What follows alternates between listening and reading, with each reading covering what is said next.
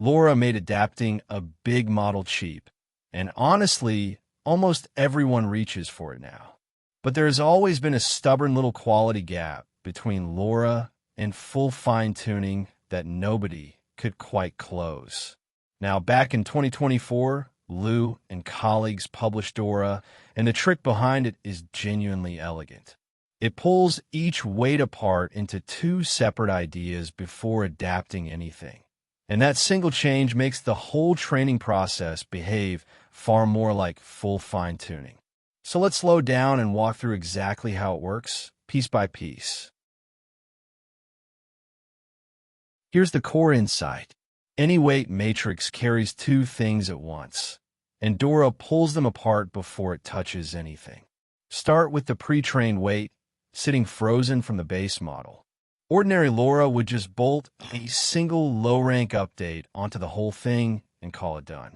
DoRA pauses and looks closer first. It asks a simple question that turns out to matter a lot. What is this weight actually made of underneath the raw numbers? Every column of that matrix has a length and a heading. So DoRA decomposes it into a magnitude, meaning how large the vector is, and a direction, meaning which way it points.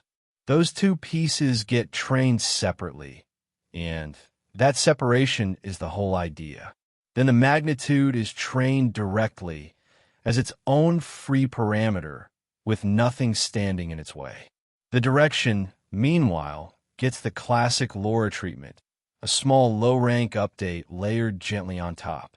Splitting the job this way lets the model tune how strong a weight is and which way it points completely independently. And that is exactly the kind of flexibility full fine-tuning has all along. Finally, once training is finished, the adapted magnitude and direction fold right back into a single weight matrix.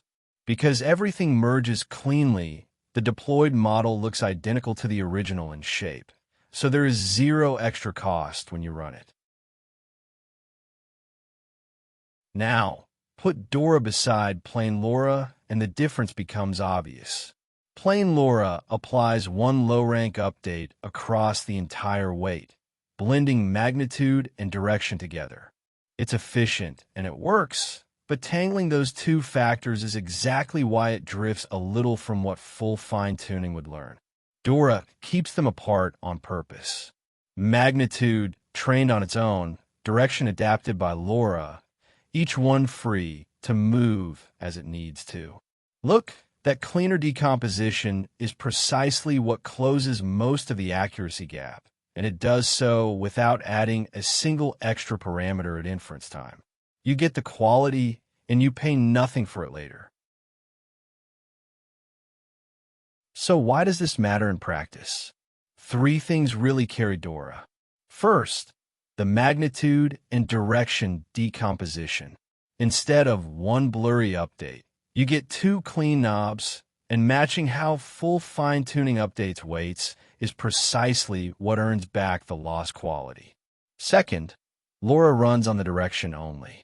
Magnitude is handled directly, so the low-rank part focuses entirely on where the weight points, which keeps the parameter budget just as tiny as ordinary LoRa.